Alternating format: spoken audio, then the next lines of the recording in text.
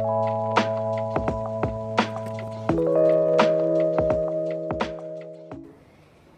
everyone, artist P.aTARN here. Today I'll be showing you one of the ways to use the designs from the pattern library. To make it more fun, I did a little game.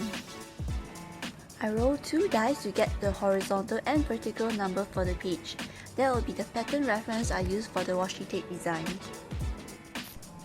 I created some designs in my previous video. Check it out in the link. It's also available in the pattern playlist.